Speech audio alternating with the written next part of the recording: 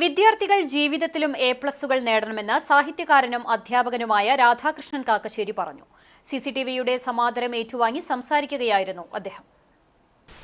വനംവകുപ്പ് മന്ത്രി എ.കെ. ശശീന്ദ്രനിൽ നിന്ന് പൊന്നാടയും ബലകവും അടങ്ങുന്ന ആദരം രാധാകൃഷ്ണൻ മാഷ് ഏറ്റുവാങ്ങി.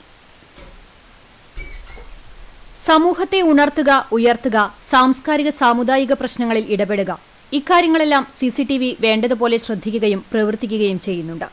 പ്രതിഭകളെ ആദരിക്കുന്നതിനേക്കാൾ ഏറെ നാം ശ്രദ്ധ കൊടുക്കേണ്ടത് കുട്ടികളെ ആദരിക്കുന്നു എന്നതാണ്. മുൻപുകാലത്ത് കുട്ടികൾ പരീക്ഷയിൽ പാസ്സാകുന്നുണ്ടോ എന്ന് അടുത്ത ക്ലാസുകളിലേക്ക് പോകുന്നുണ്ടോ എന്നുള്ളതും സമൂഹമോ രക്ഷാകർത്താക്കളോ ശ്രദ്ധിച്ചിരുന്നില്ല. ഇന്ന് നേരെ മറിച്ചാണ്. ഈ കാലഘട്ടത്തിൽ പഠിക്കുന്ന കുട്ടികൾ ശ്രദ്ധിക്കേണ്ട ഒരു കാര്യം, കുട്ടികൾ എപ്പോഴും വിദ്യാർത്ഥികളാകണം, പരീക്ഷാർത്ഥികളാവരുത്. പാഠപുസ്തക കേന്ദ്രീകൃതമായ ഒരു വിദ്യാഭ്യാസമല്ല ഇന്നത്തെ കുട്ടികൾക്ക് വേണ്ടത്. വിദ്യാർത്ഥികളായാൽ മാത്രം പോരാ, ക്ലാസ് മുറിക്ക് പുറത്തൊരു ലോകമുണ്ട്. ആ ലോകവുമായി ബന്ധം സ്ഥാപിക്കുകയും കൂടി ചെയ്താൽ മാത്രമേ വിദ്യാഭ്യാസം പൂർത്തിയാവുകയുള്ളൂ എന്നും രാധാകൃഷ്ണൻ മാഷ് പറഞ്ഞു.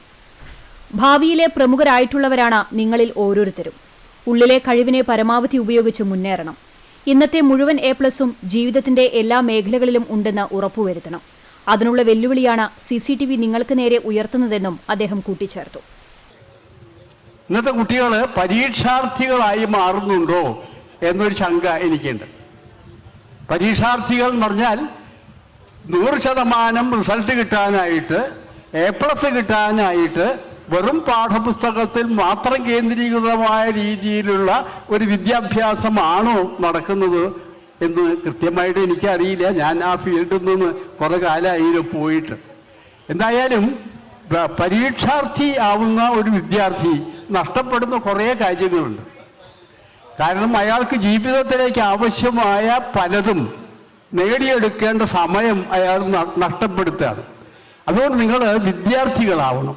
വിദ്യാർത്ഥികളായാൽ മാത്രം പോരാ, ക്ലാസ് മുറികൾക്ക് പുറത്തൊരു ലോകമുണ്ടെന്നും ആ ക്ലാസ് മുറിയുടെ ജനാവാതിലുകളും വാതിലുമൊക്കെ തുറന്ന് പുറത്തുള്ള ലോകവുമായിട്ട് ഒരു ബന്ധം സ്ഥാപിക്കുക കൂടി ചെയ്യുമ്പോഴേ നിങ്ങൾ ശരിക്കുള്ള വിദ്യാർത്ഥിയാവും. നിങ്ങൾക്ക് നേരെ ഒരു ചാലഞ്ചാണ് സിസിടിവി ഇപ്പോൾ ചെയ്യണത്.